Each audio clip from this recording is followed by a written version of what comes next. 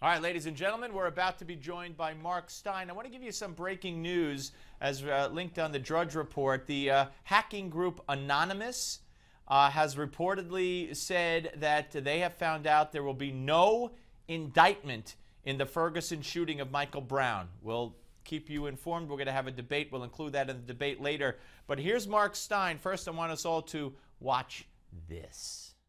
If you're not combating the ideology, if every time they chop the head off a U.S. citizen or a British subject, President Obama and David Cameron are going on TV and say, oh, it's nothing to do with Islam, as if they're the world's greatest Quranic scholars and they know Islam better than the guys do in the Western Desert in Iraq. Unless you're willing to address this honestly and not call it senseless violence like a liquor store shooting and someone gets killed in the crossfire, you're part of the problem. All right, folks, you know that voice, and you hopefully know the face, and of course the words and the writings of the great Mark Steyn, who joins us, conservative commentator, author, best-selling author, columnist, fills in for Rush all the time, and has a great new book, The Undocumented Mark Steyn. Hello, Mark. Hi, Steve. Good to be with you. It's so great to talk to you. You also could have called your book, you know, Common Sense. Common sense, I think, I love that expression, but common sense presumes that people have something in common. And one of the interesting features of the modern world is that fewer and fewer people have anything in common. I mean, this crazy guy in New York, for example, who stuck a hatchet into the head of a New York policeman. Both those guys are nominally American, U.S. citizens, and yet one of them thinks the cool thing to do is to sign up and be part of the Islamic State.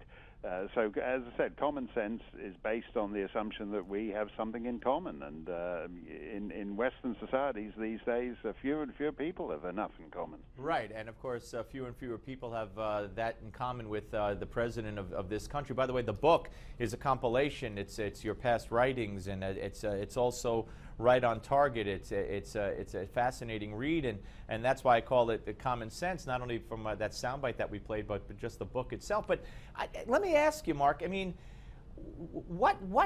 where's the hope? I mean, where is the hope? I know the hope is next Tuesday, but even then, even if we took all the Senate, we still got a guy with a pen who says he's going to use it. He's got 2 more years left.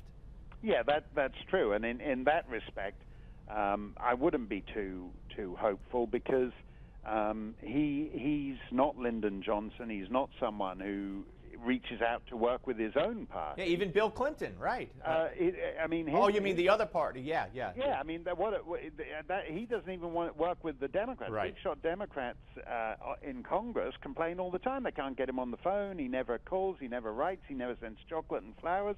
So he's certainly not going to be working with the other guy's party. And I think liberals are comfortable with the idea of a post-constitutional order, whereby he just decides which laws happen to tickle his fancy on any particular day. So he repeals the bits of Obamacare that are causing him problems. He dissolves the immigration laws of the United States. I think we'll be seeing a lot more of that, frankly. But the hope. I mean, I tend to be a bit of a gloomy Gus, but I end the book with 3 figures, 2 of whom are well known, Thatcher and Reagan, who moved the center toward them, which is what I look for in a leader, someone who can persuade, make the argument, who doesn't take a focus group, doesn't call a consultant and calibrate his position to whatever is going to appeal to 157 soccer moms in a particular part of Iowa, but guys who make the case and move the center toward them, as Thatcher and Reagan did. And then I end with William Wilberforce, who's most people, he didn't become prime minister. He was an obscure British backbencher, but he abolished slavery simply by making the case and persuading people of the case.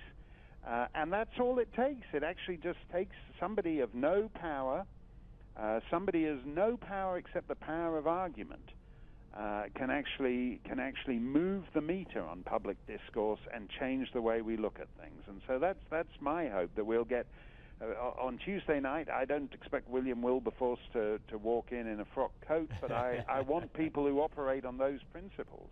When we come back, I'll ask you who might play that role of the people that we know of that might be interested in seeking the Republican presidential nomination, if you have anybody that sticks out in your mind. Also want to talk about some things that Hillary has said, because she's in all probability the likely opponent for any Republican candidate. We're coming back with part 2, more of Mark Steyn on the other side of the break. You're watching, of course, Newsmax Television, Steve Malzberg Show. Don't go away.